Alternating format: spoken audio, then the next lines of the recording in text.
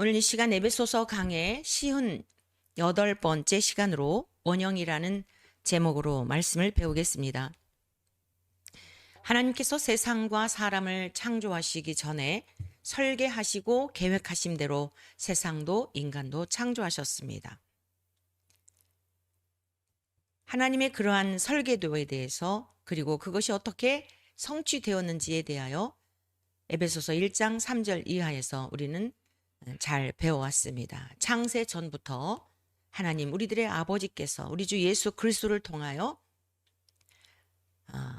이 세상에 하나님의 아들이신 예수님을 보내주실 것을 계획하셨고, 그리고 예수 그리스도를 통하여 우리가 하나님의 자녀로서 잃어버렸던 하나님 나라를 상속받으며 이 땅에서도 거룩하고 흠이 없는 자로 살게 하시려고 하나님은 창세전부터 이러한 일들을 계획하셨다라고 우리는 배웠습니다. 뿐만 아니라 창세기 2장에 있는 말씀을 통하여 하나님이 아담과 하와를 창조하실 때에 아담의 갈비뼈를 취하여 여자가 탄생이 되었고, 그로 인해 장차 참 신랑이시며 참 아담이신 예수 그리스도를 통하여서 교회가 탄생이 될 것인데, 성도가 탄생이 될 것인데, 창세기 2장 23절에 보면 그 자기의 갈비뼈를 취하여 태어난 아내를 향해 이런 고백을 하죠. 이는 내 뼈 중에 뼈요 내 살 중에 살이라. 이것을 남자에게서 취하였은즉 여자라 부르리라 하니라. 여러분, 이게 원형입니다. 내 뼈 중에 뼈요 살 중에 살이라. 온전한 연합과 온전한 하나됨을 하나님께서는 예수 그리스도를 통하여 그렇게 만드시겠다는 겁니다. 하나님이 택하신 백성들을 예수 그리스도와 연합이 되어서 마치 아담이 하와를 향해 이는 내 뼈 중에 뼈요 살 중에 살이라 하나라는 것이지요. 정말 이 세상에서 신랑과 신부의 그 아름다운 관계 속에 신랑이 신부를 향해 고백한 최상의, 더는 없을 그런 아름다운 고백이죠. 이 결합을 통하여 우리 주 예수 그리스도와 성도와의 관계를 보여주는 창조의 원형이다 라고 하는 말씀입니다. 자, 그러면 어떤 원형의 원형을 보여주신 것일까요? 첫 번째, 온전한 연합입니다. 바울이 에베소서를 기록하면서 결론 부분으로 그리스도인이 해 아래 사는 동안 어떻게 살아가야 하는지 방향을 제시했지요. 에베소서 5장 15절의 말씀인데, 그런즉 너희가 어떻게 행할지를 자세히 주의하여 지혜 없는 자 같이 하지 말고 오직 지혜 있는 자 같이 하여 세월을 아끼라. 네, 나그네 인생길에 우리가 살아가면서 어떻게 행할지를 자세히 주의하여 살피라는 것입니다. 제 어린 시절에 부모님을 따라서 장터에 나간 적이 있습니다. 시골 장터 5일장이라 그러죠. 그 장터에 가면은 볼거리들이 굉장히 많죠. 그 옛날에는 그 유랑극단들, 그런 사람들도 오기도 하고, 뱀 장수가 와서 또 막 뱀을 팔기도 하고.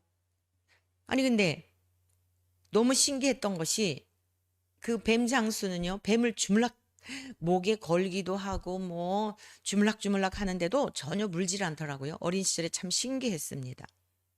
자, 공통점이 뭐죠? 많은 사람들이 주변에 몰려 있다는 것이에요. 그냥 생각 없이 사람들이 많이 있으면 눈이 안내를 하고 발걸음은 따라가더라고요. 그러나 우리가 하나님의 백성들로서 이 세상에서 그렇게 장터에 뱀 장수가 와서 마술을 부리는 거, 그거 구경하려고 유랑극단에 그 예술인들이 와서 뭐 한다고 거기에 구경 가느라고 그냥 아무 생각 없이 그냥 가는 이러한 삶을 살아서는 안 됩니다. 내가 어디를 향해 가고 있는지, 그 목적은 어디인지 방향성에 대한 것 분명하지 않으면 우리가 이 패역한 세대에서 마귀가 노리는 게 뭐예요? 하나님의 사랑에서 끊어져서 영원한 사망의 길로 유인하는 겁니다. 유인당할 수밖에 없고 주님이 경고하신 대로 미혹당할 수밖에 없어요. 그래서 바울 사도 역시 에베소 교회 성도들과 각처에 흩어져 있는 신실한 성도들에게 어떻게 행할지, 무엇이 중요한지, 어디에 우리가 우선순위를 두어야 할지, 어디에 우리가 집중하며 살아야 할지에 대한 것을 잘 살피라는 것입니다. 지혜 있는 자 같이. 지혜 있는 자 같이가 아니라 지혜가 있으면 그런 삶을 살겠죠. 그런데 지혜가 없을 때에 그런 향방 없이 그런 삶을 살게 될 것입니다. 오직 성령의 충만함을 입어야 이러한 것들을 분별할 수 있다고 말씀하였고요. 에베소서 5장 25절의 말씀인데, 남편들아 아내 사랑하기를 그리스도께서 교회를 사랑하시고 그 교회를 위하여 자신을 주심과 같이 하라. 이렇게 또한 권면하였죠. 남편이 아내를 사랑하는 과정을 통해 예수 그리스도께서 성도인, 즉 교회인 그리스도에게 연합이 되어 있는 그 그리스도인을 얼마나 사랑하는지를 경험하는 그런 현장이 남편과 아내의 그런 관계라는 거예요. 자, 그럼 한번 오늘 우리 살아가고 있는 대한민국의 실정을 한번 보시고요. 유럽 사람들, 특히 일본인들은 말할 것도 없고요. 굉장히 요즘은 결혼에 대한 이런 가치관들이, 기존의 가치관들이 다 무너졌죠. 동거인, 또 사실혼 관계, 결혼식도 안 하고 법적으로 호적에 등록이 된 것은 아니지만 실질적으로 함께 사는 사실혼 관계, 이런 용어들이 왜 나온 거죠? 기존의 가치들이 다 무너진 거예요. 성경에서 말씀하고 있는 분명한 규정을 말씀하셨잖아요. 남자가 이제 장성해서 결혼할 때가 되면 부모의 품을 떠나 아내와 연합하여 한 몸을 이룰지라. 부모를 떠나라 그랬어요. 몸도 생각도 그동안 부모를 의존하며 살았던 그 삶의 형태에서 독립적인, 그래서 가족 구성원을 이루고 아내를 사랑하며 이렇게 살도록 권면한 것입니다. 예수 그리스도께서 성부 하나님으로부터 이 땅에 보내심을 받아서 신부를 찾아오셨죠. 하나님이 택하신 자녀들을 찾아오셨죠.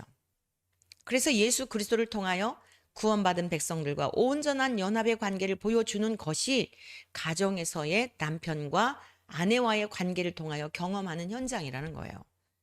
그런데 그 애인이 없으면 장애자다. 이 말이 되는 이야기입니까? 결혼한 사람이, 자, 결혼하기 전엔 그럴 수 있어요. 결혼하기 전엔 그렇죠. 애인의 과정을, 교제의 과정을 거치다가 결혼을 하는 거는 당연한 거죠. 그런데 문제가 뭐예요? 결혼한 부부들에게 있어서 애인이 없으면 장애자다. 한동안 그런 이야기가 그냥 뭐 이렇게 심심치 않게 들려졌어요. 이것은 타락한 세대, 패역한 세대의 모습입니다. 진정한 가정, 하나님께서 남자와 여자를 창조하신 섭리, 그것을 통하여 무엇을 보여주시려고 하시는지 원형을 알지 못하는 세속의 물결에 물들어 있는 그러한 자들의 이야기입니다. 그리스도인들은 이러한 것에 현혹되면 안 됩니다. 에베소서 1장 3절에서부터 14절까지의 성부와 성자와 성령 삼위일체 하나님에 대한 교리적인 것을 잘 가르쳐주고 있으면서 거기에 반복되고 있는 것이 무엇입니까? 거룩하고 흠이 없게 하시려고, 영광의 찬송이 되게 하시려고. 거룩이 무엇이죠? 구별이에요. 이 세상에 살고 있지만 세상에 살고 있으나 세상의 법도 우리가 어떤 건 지키죠. 나라가 정한 헌법 지켜야죠. 그러나 우리는 더 우선하는 법이 무엇이냐 하면 하나님 나라의 법이에요. 우리를 창조하신 창조주가 되시는 하나님 아버지 앞에 순복하며 그 법에 우리가 자원하고 기쁜 마음으로 순복하며 살아가는 것이 하나님 나라 백성들의 의무라는 사실입니다.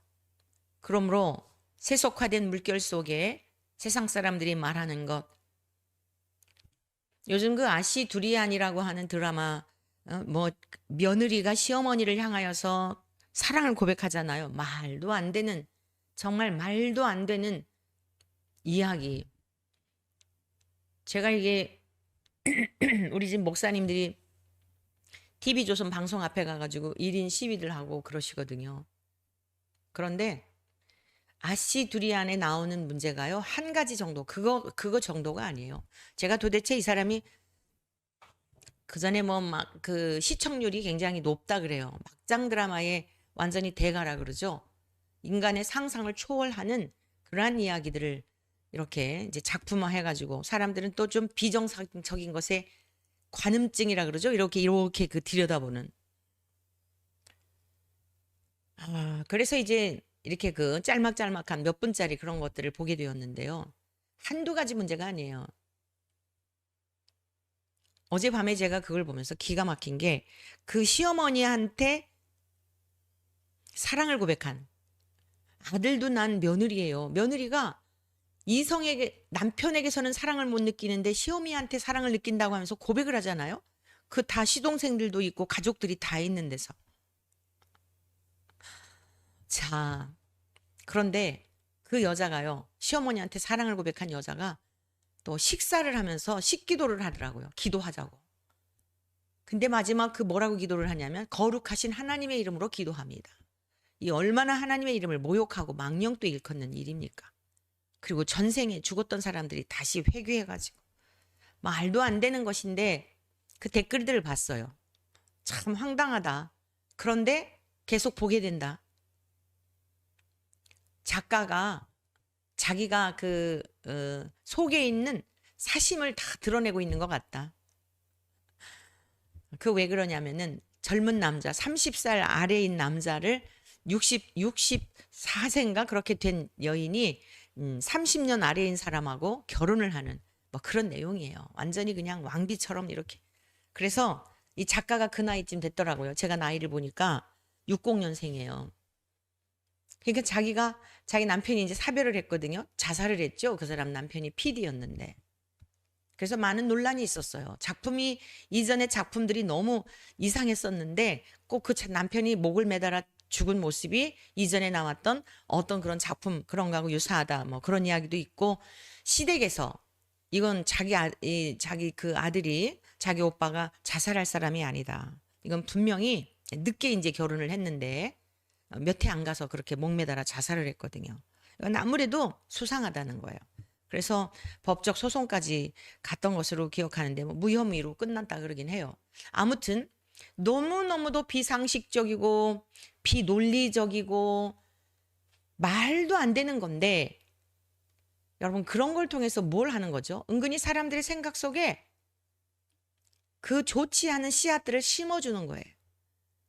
정말 더 이상 볼 이유도 없고 누추하고 난잡하고 근데 거기 보면은 다 가정 아내가 있고 남편이 있고 다 그런데도 불구하고 그게 너무 다 가족들이요. 연결이 돼가지고 전생과 연결이 돼가지고 그러고서는 정말 황당무계한 그런 거더라고요. 목사님들이 과연 그 방송 앞에 가서 1인 시위를 하는 것이 의미가 있을까 하는 생각을 해보았네요. 너무너무 한두 가지 문제가 아니라서요. 여러분 이렇게 문화나 예술이나 이런 것들을 통하여 기존의 가정의 그 하나님이 주신 그 신성하고 우리 주님을 경험할 수 있고 하나님을 경외하도록 결혼이란 행복을 위해 하는 게 아니라 거룩을 위해 하는 것이거든요. 이런 것들을 다 해치하는 이러한 지경에 지금 이르게 된 거예요. 이제는 하다못해 시어머니를 향해서 남편에게서도 느끼지 못하는 그런 감정을 당신에게 느끼고 있다. 가족들이 다 있는 데서 이런 말도 안 되는 것을 자꾸만 사람들의 생각 속에 비정상적인 것이 정상적인 것처럼 심어주는 이런 시대가 된 것입니다. 지금 그래서 우리가 이런 세대 속에서 이 신앙생활을 하고 하나님을 경외하며 살아가는 삶이라고 하는 것은 굉장히 중요한 사명이기도 한 것입니다. 그래서 지금 이 교회라고 하는 진정한 그리스도인으로서의 삶이라고 하는 것이 어떤 삶인가에 대한 어떤 삶이어야 하는가에 대한 것을 가정에서 가장 기초의 단위가 되는 부부의 관계를 통해 바울이 자신은 결혼을 안 했지만 그것을 지금 권면하고 있는 겁니다. 자기의 소견이나 사상이나 철학이 아니라 창세기에 하나님께서 주셨던 말씀에 근거하여서 그 말씀을 풀어 우리가 어떻게 살아내야 할지를 보여주고 있는 그런 내용의 말씀인 것이죠. 그래서 이것은 바로 온전한 연합, 부부지간의 온전한 연합을 통하여 우리 주님과 교회와의 연합의 관계를 배우는 것이기 때문에 남편은 아내를 사랑하는데 그리스도께서 자신을 위하여 교회를 위해 성도를 위해 주심과 같이 그렇게 사랑해야 하고, 아내는 남편에게 복종해야 하는 이유가 나를 위해서 목숨까지 바쳐 희생하고 헌신하고 다 전부를 주신 주님 앞에 여러분 우리가 복종하고 순종하고 내 모든 주권을 하나님께 위임하여 드리는 건 당연한 거 아니겠어요? 그러니까 남편이 그렇게 사랑하는 그 부부의 관계라고 한다면 아내도 자원하는 마음으로 기쁜 마음으로 즐거운 마음으로 주께 대하듯 그렇게 대할 것을 가르쳐주고 있는 것이에요. 그로 인하여서 더 풍성하게 가정에서 정말 주님이 우리를 이렇게 사랑하셨구나.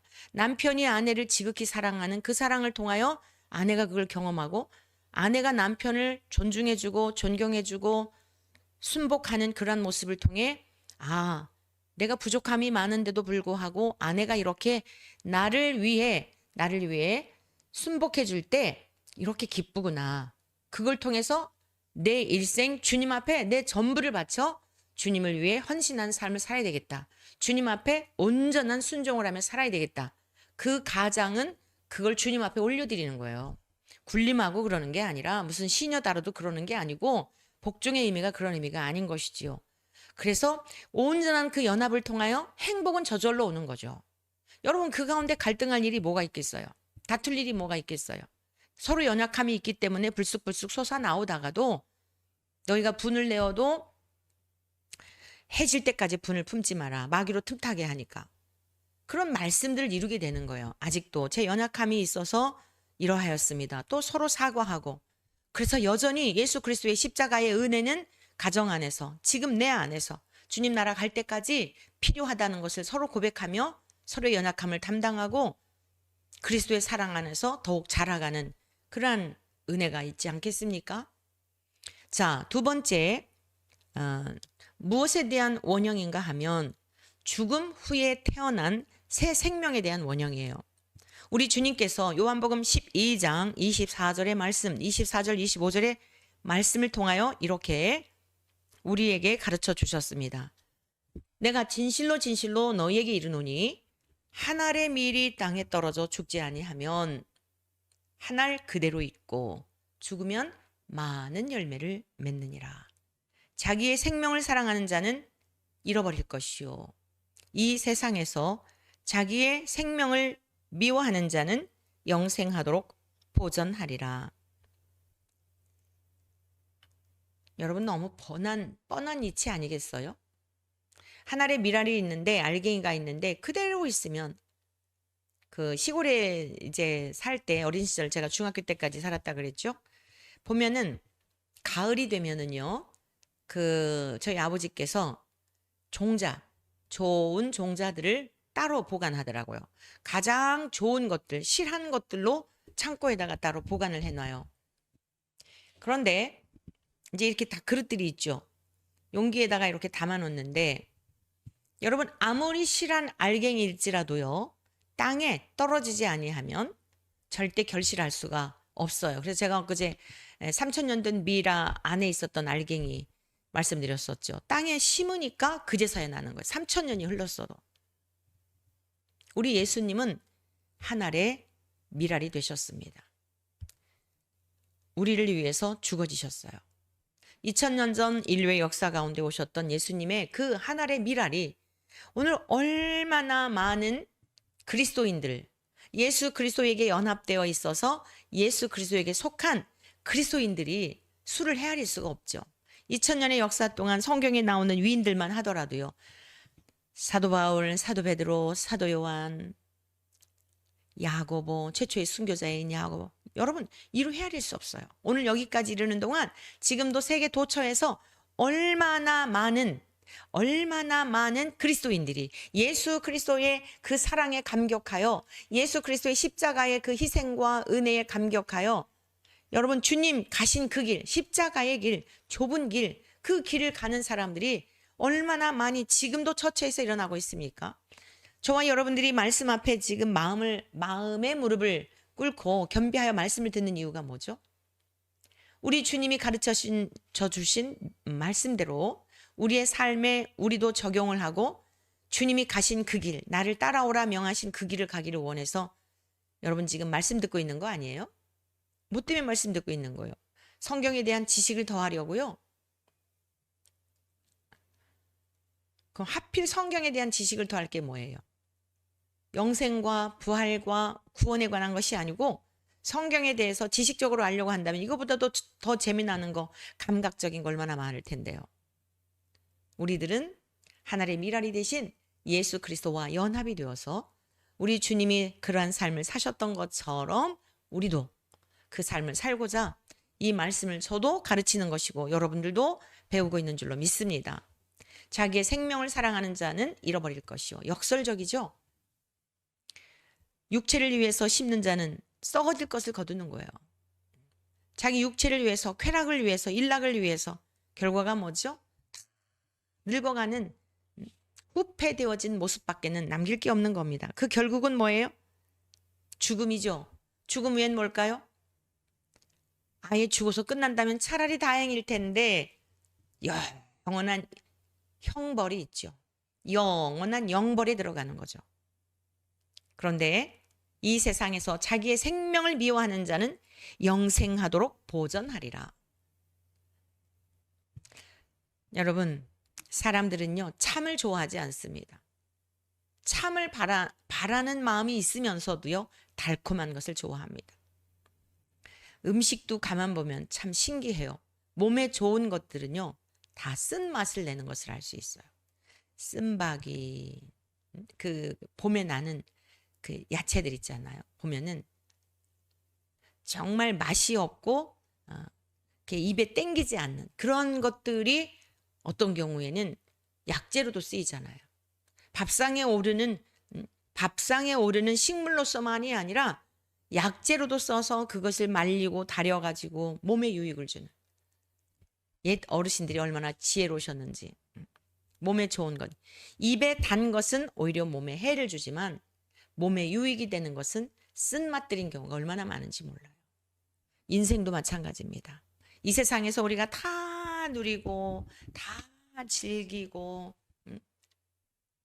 그리고 어떻게 영혼은 하나님의 나라에 가서 그 영원한 영광스러운 하나님의 자녀로서의 상속을 누릴 수 있다라고 착각을 하죠. 반납해 보시면 어때요? 좀 반납해 보는 거예요. 보류해 두는 거예요. 주님께서 우리에게 얼마든지 세상에서도 세상의 일락을 따라서 세상의 쾌락을 따라서 살 수 있는 우리에게 자유가 있잖아요. 자유민주주의 대한민국 국가에서 여러분들 누가 뭐라 그러겠어요? 그러나 그 모든 일들로 인하여 심판하시는 때가 있으니 함부로 살면 안 되죠. 네, 자기의 생명을 미워하는 자는 영생하도록 보전하리라. 영원한 생명을 간직한 자들이에요. 이 세상에서 그런 거 뭐가 그렇게 재미질까요? 저와 여러분들은 하나님의 말씀에 중독이 되어 살기를 축복합니다. 우리 주 예수 그리스도의 사랑에 빠져 살기를 축복합니다. 할렐루야. 충분합니다. 정말 충분해요. 제가 드리는 말씀은 경험이라 그랬잖아요. 하나님의 말씀이 그러한가 하여 살아보니 다 성경 전체를 산 거는 아니지만 제가 여러분들에게 증거하는 대부분의 말씀들은 사라지더라고요. 우리 하나님은 신실하신 분인데 우리들에게 살 수 없는 걸 명하셨을 리가 없죠. 그래서 우리의 생명을 미워하는 것 같고 어떻게 보면 세상의 사람들하고 좀 분리가 되어서 왜 저렇게 유별나게 사나 그럴 것 같지만 불편한 존재인 것 같지만 우린 구별된 삶을 살아야 합니다. 우리 주 예수 그리스도께서 온 인류의 죄를 위해 하나의 미랄이 되셨고요. 그 결과로 저와 여러분들이 결실물이 되어 생명을 얻었고요. 에베소서 5장 26절에 말씀하고 있는데 이는 곧 물로 씻어 말씀으로 깨끗하게 하사 거룩하게 하시고 말씀이 육신이 되신 예수님이 이 땅에 오셔서 물 한 방울 피 한 방울 남기지 아니하시고 우리의 죄를 다 씻어 주셨어요. 우리의 죄를 다 씻어 주셨을 뿐만 아니라 육체의 죽으심을 통하여 완전히 다 우리 주님은 뭐라고 표현을 해야 할까요? 그냥 전 존재 자체를 다 깨트려 부숴 주신 거예요. 근데 그것으로 끝난 게 아니라 말씀을 남기셨잖아요. 사복음서를 통하여, 사복음서만이 아니라 오늘 바울 사도가 부활하신 주님을 만나고 나서 구약에 있었던 말씀이 그러한가, 이분이 정말 약속된 대로 오신 그분인가, 그가요 사도행전 9장에 그 다메섹 도상에서 예수님을 만난 장면이잖아요. 근데 예수님을 만나고 나서 아라비아 광야에 가가지고 다시 말씀을 연구한 거예요. 3년 동안 다시 말씀을 연구하던 중에 구약에, 유대교인으로서 구약의 말씀만 믿었잖아요. 그 예언된 내용 그대로구나. 선지자들을 통하여, 옛 선지자들을 통하여 예언하신 그분이 바로 주님이셨구나. 확증이 된 거죠. 확증을 얻게 되니까 불타는 마음을, 여러분 이 보화를 간직했는데 어떻게, 생명을 살리는 그 능력이 임하였는데 어떻게 가만히 있겠어요. 자기의 능력이 아니라 예수 그리스도의 생명이 내 안에 임하셔서 하나님의 성령님이 이전에 보지 못하던 것도 보게 하시고 말하지 못하던 것도 말하게 하시고 예수 그리스도에 대한 복음을 전하게 됐단 말이에요. 구약의 그 율법을 완성하신 그 예수님에 대하여 말씀으로 깨끗하게 하사. 여러분 말씀으로 우리가 깨끗하게 되는 겁니다. 말씀을 가까이 해야 할 이유가 있는 거예요. 말씀 아무리 강조해도 부족합니다. 말씀으로 깨끗하게 되는 거예요. 우리가 왜, 이것도 제가 다 경험한 건데요. 신앙에 업앤다운이 있을 때가 있었어요. 막 충만하고 막 그러다가 또 어떤 시점이 되면은 곤두박질하는 거예요. 우울해진다 얘기예요. 기쁨도 없고. 특히 저는 이제 거리에서 복음 전도자로 1996년 11월부터 복음을 전하게 되었죠. 첫 번째 이유가 무엇이었나 하면은 교회 밖에 구원받아야 될 자들이 너무 많은데 이 담을 쳐놓잖아요. 교회에 이렇게 담을, 그러니까 이제 성전을 이렇게 지어서 그 안에 들어오면 그 수만, 그 사람들에게만 이게 복음이 들려지는 거잖아요. 근데 진짜 들어야 될 사람들이 지금 어디 있어요? 교회 밖에. 하나님이 누구신지도 모르고 내가 누구로 말미암아 지음 받았는지도 모르고 다 똑같은 인생들인데 당연히 하나님을 경외하고 하나님을 섬기면서 살아야 될 인생들인데 그 하나님을 경외하지 아니하고 살아가는 그들 듣지 못했으니 믿지 않는 것 아니겠어요? 그래서 교회 밖에 있는 그들에게 이 담을 헐고 복음을 전할 때에 어떤 방법이 좋을까? 또 하나는 몇 명의 영혼을 구원하는 것이 하나님께도 기쁨이 되고 어차피 한번 왔다 가는 인생인데 저도 생명을 구원하는 일에 기쁨이 있을까라고. 맨 처음에는 그게 이제 1990년도에 있었던 사건이에요.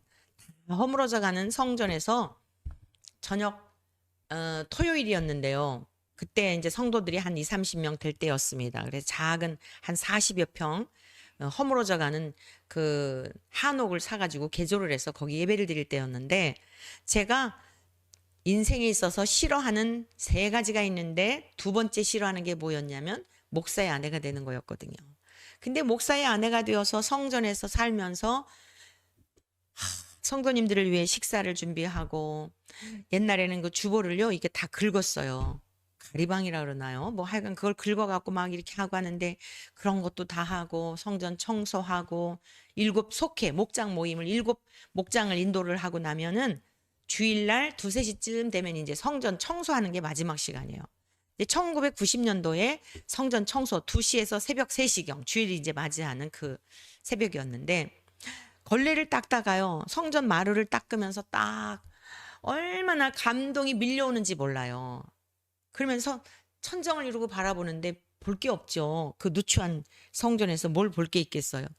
너무너무 감격스러운 거예요. 내가 무엇이길래 목사의 아내가 되어서 성전에서 이렇게 청소를 하면서 살 수 있다니 너무 감격스러워가지고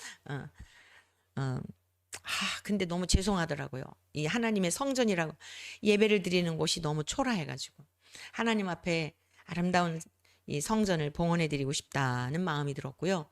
몇 명의 영혼을 구원할까? 좀 전에 말씀드린 그런 생각을 하게 된 거예요.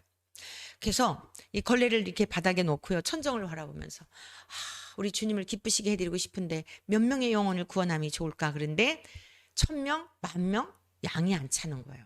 그러다가 1억 명 그러는데 막 너무 흡족한 거예요. 1억 명의 영혼을 구원하는 교회. 진짜 아주 뿌듯해가지고요. 그래서 이제 1억 명의 영혼을 구원하려면 어떻게 해야 되지? 그때 당시에 우리 대한민국 국민이 4천만 정도였는데, 그리고 그 교회는 40평 정도, 방 3개에다가 마루가 있고, 그 다음에 마당이 있는 40평 생각해 보세요. 얼마나 조그만 교회인지. 근데 그 1억 명을 어디를 데리고 와요?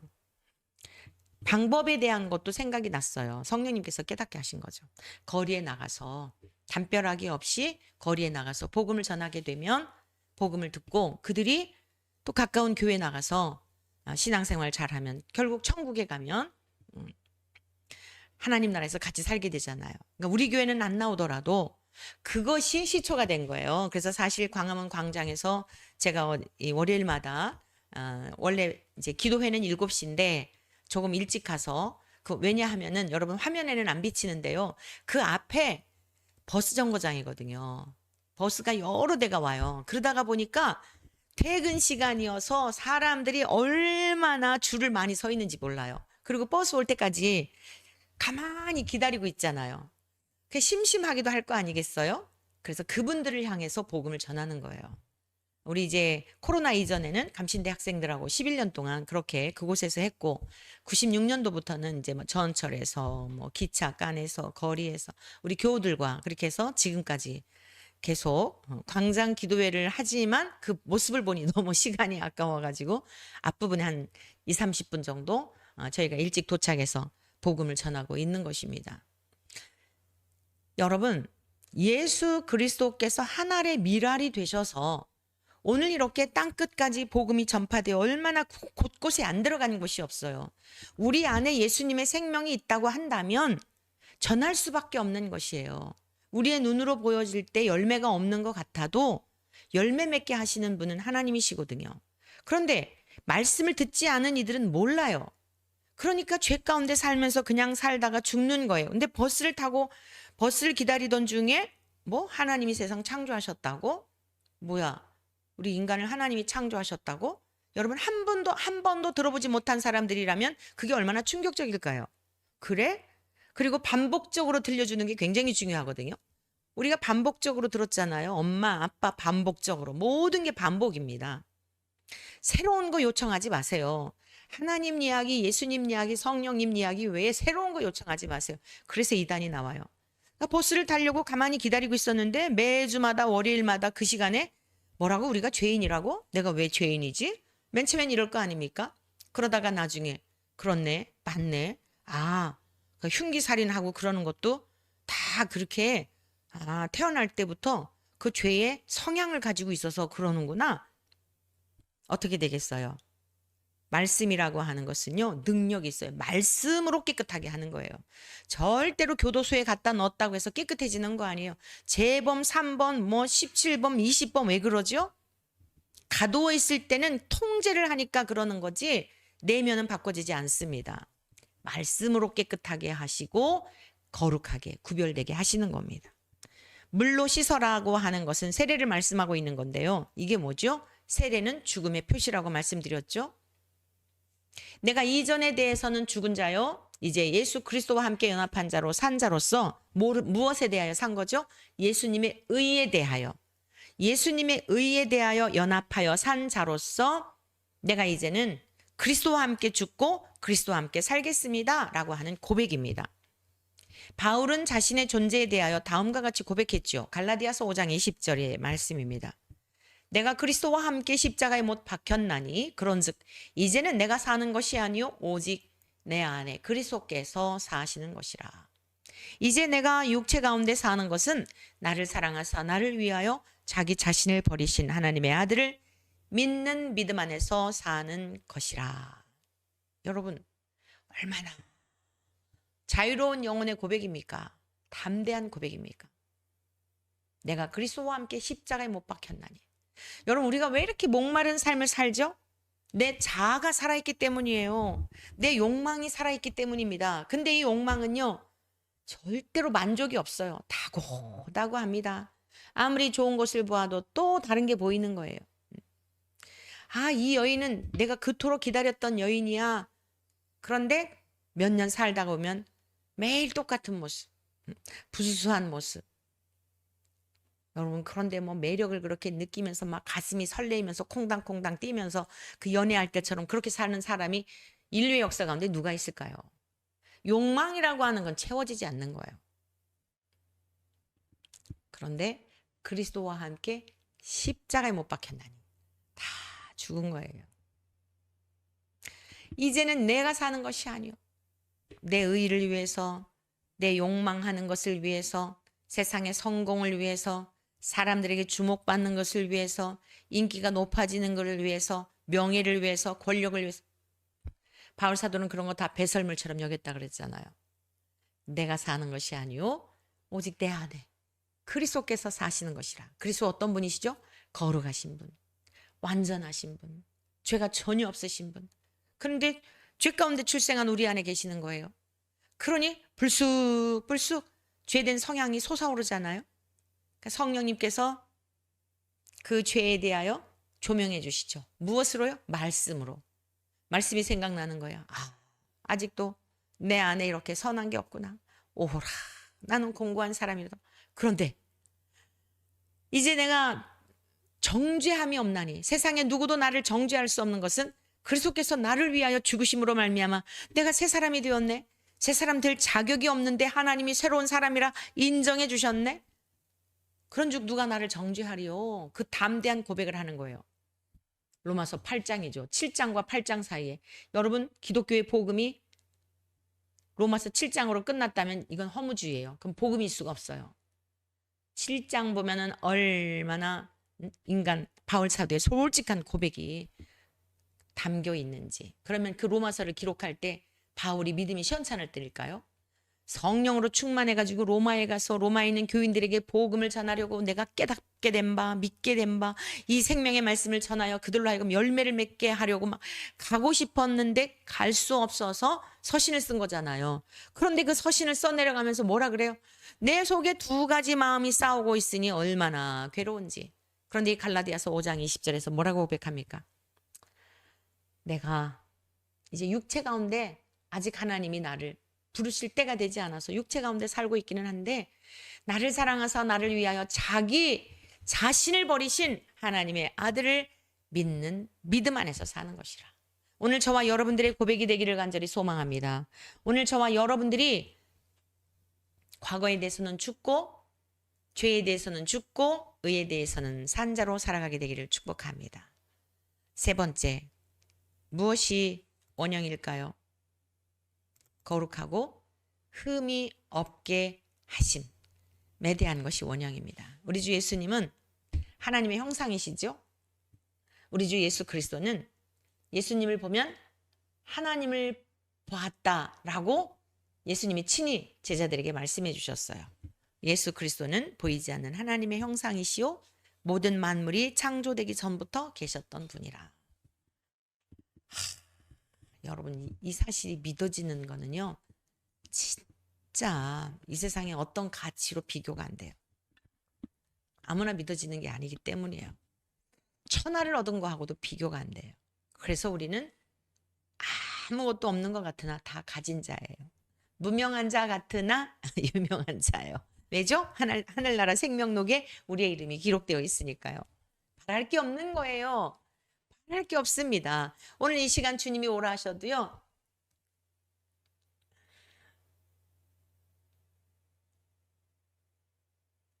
오늘 주님이 우리를 오라 하셔도, 갈라디아서 잠깐만요. 제가 뭐라고 잘못 이야기를 했나 봐요. 갈라디아서 5장 뭐라고 그러셨어요? 2장 갈라 갈라디아서 5장에 여기는 저기 성령의 열매에 대한 말씀이죠. 네. 갈라디아서 2장 20절의 말씀. 네. 제가 여기 잘못 표기를 했네요. 맞습니다. 우리 정 목사님께서 수정해 주셨어요. 갈라디아서 2장 20절의 말씀. 내가 그리스도와 함께 십자가에 못 박혔나니. 네. 자, 세 번째, 거룩하고 흠이 없게 하시려고 우리를 불러주신 거예요. 예수님이 그 모습을 우리에게 원형으로 보여주신 거예요. 자, 첫사람 아담이 목적이 아닙니다. 예수 그리스도가 목적이세요. 아담이 주인공이 아니에요. 아담은 모형이에요. 무엇에 대한 모형이냐면 로마서 5장에 있는 말씀과 같이 아담은 오실 자의 모형이라 이랬거든요. 제가 좀 보면서 설명해 드리겠습니다. 그러니까 이 말씀이 무슨 뜻이냐면 첫사람 아담이 하나님의 말씀을 불순종함으로 인하여 죄가 들어왔죠. 죄가 들어옴으로 인하여 에덴 동산에서 쫓겨났어요. 하나님과 교제할 수 있는 능력을 상실한 거예요. 아니, 자격을 박탈당한 거예요. 죄가 전혀 없을 때 에덴 동산에서는 하나님이 언제라도 부르셔도 아담아 그러면 네, 그 하나님의 음성이 달콤하고 하나님의 음성이 그냥 전부였어요. 부족한 게 전혀 없었어요. 부끄러움도 없었어요. 여러분, 예수 그리스도를 믿음으로 말미암아 죄 사함 얻고 구속함을 얻은 하나님의 자녀가 된 자들은 이 삶을 이 땅에서도 누리게 된다, 그 뜻이에요. 우리가 천국이란 죽음 너머에만 아니라 이 땅에서도 누려야 한다, 이런 말씀 제가 종종 드리잖아요. 오늘도 마찬가지예요.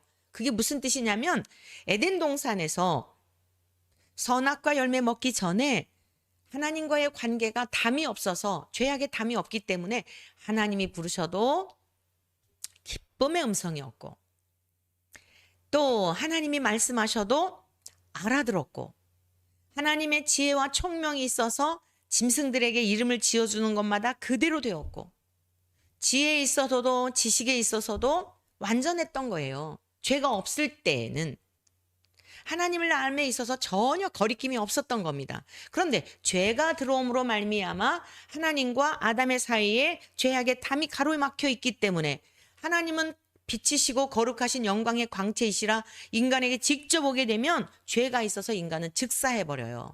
그러니까 성육신하신 하나님과 동일한 본질이시며 본체이시며 영광이신 아들을, 육체를 입고 우리들과 같은 그러한 육체를 입으신 아들로 오신 겁니다.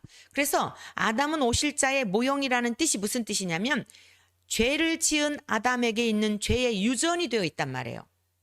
우리가 아담이 지었던 죄를 짓지 아니하였다 할지라도 DNA가 다 들어와 있다, 이런 뜻입니다. 그런데 죄가 전혀 없으신 예수 그리스도와 연합이 되어 있으면 죄인인 우리들이 예수 그리스도의 의에 전가되어서, 그래서 예수 그리스도에게 속한 자가 되어 그것을 부부로 설명을 하고 있고 자녀로 설명하고 있고 하나님 나라의 상속권자로 그 나라, 잃어버렸던 나라를 다시 주시겠다고, 예수 그리스도를 주시겠다고 창세기부터 약속하신 거예요. 그 원형이 예수 그리스도가 원형이라는 거예요. 아담은 모형이고 아담에게 유전되어 있는 죄가 우리에게도 유전되듯이 성자 예수님의 거룩함이 우리에게 유전되어서 우리가 의롭지 못하지만 예수님 때문에 의롭다고 인정해 주시는, 하나님이 본래 창조하실 때의 목적은 예수 그리스도가 목적이셨다. 이것을 여러분이 꼭 기억하시기를 바랍니다. 그래서 이것이 확실해져야 창세기에 있는 말씀들도 풀어지는 거예요. 왜냐? 아니, 왜 아담은 하나님이 무슨 전능하신 분이라며 선악과 열매 따먹을 거 알면서도 왜 만들었느냐, 뭐 이런 질문들이 막 나오는 거예요. 근데 본래 하나님께서 세상을 창조하실 때 목적이 예수 그리스도에게 있었다라고 하는 것을 여러분이 정확하게 이해가 될 뿐 아니라 이게 깨달아지게 되면, 아하, 진짜 하나님의 지혜에 대하여 탐복하지 않을 수가 없고 하나님의 그 권능에 대하여, 명철하심에 대하여 찬양하지 않을 수가 없는 거예요.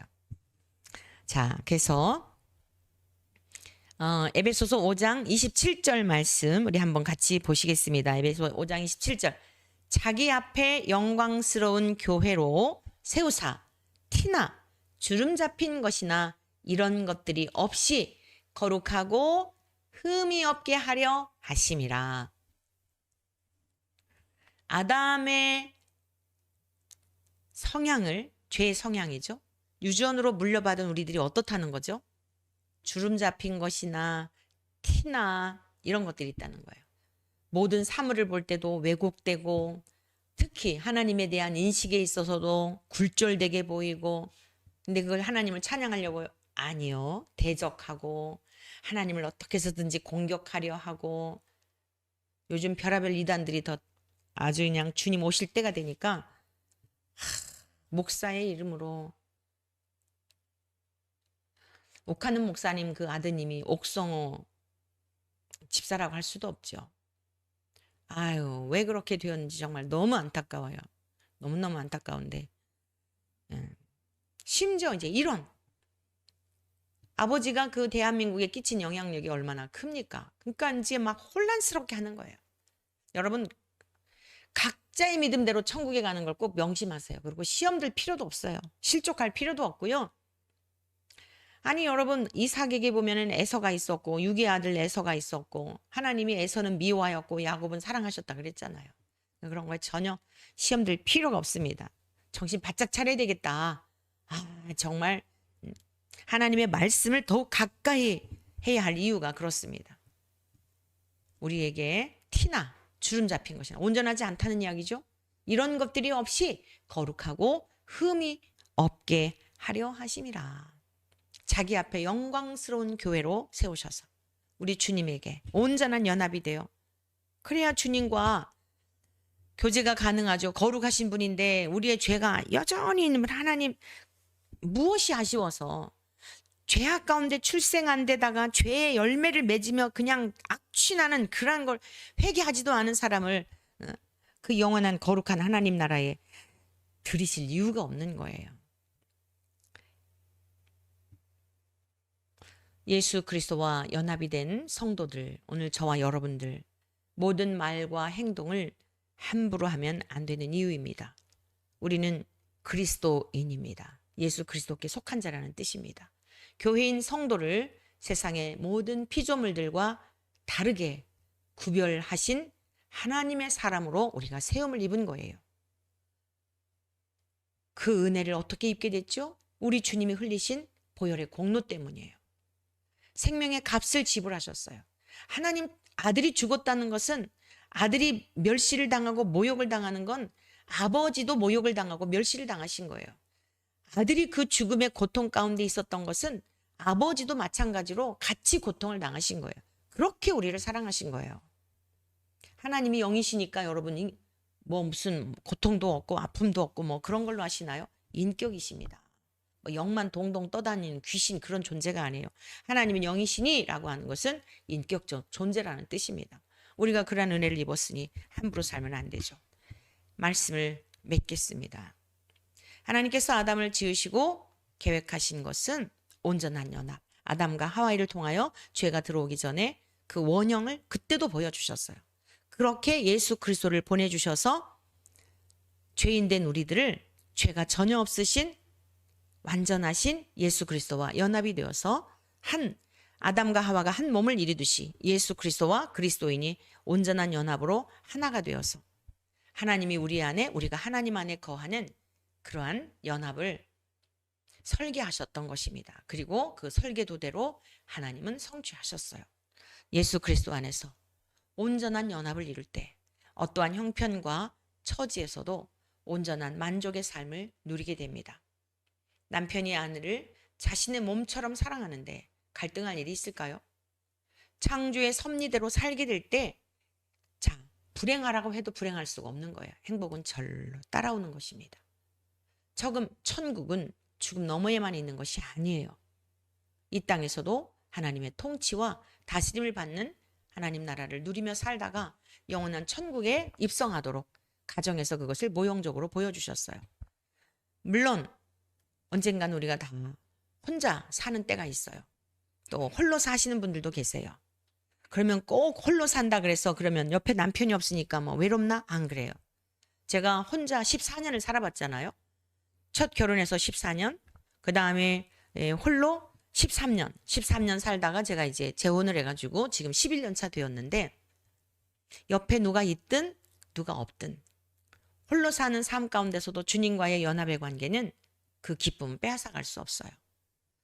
신속히 날아가는 세월 속에서 형편이 어떠하든 남편이 있든 아내가 있든 없든 오직 예수 그리스도께 속한 우리가 그 궁극적인 그리스도와 연합한 그리스도의 신부된 자로서 이 땅에서도 하늘의 기쁨을 누리며 살아가시는 우리 모두 되시기를 주의 이름으로 간절히 축복합니다.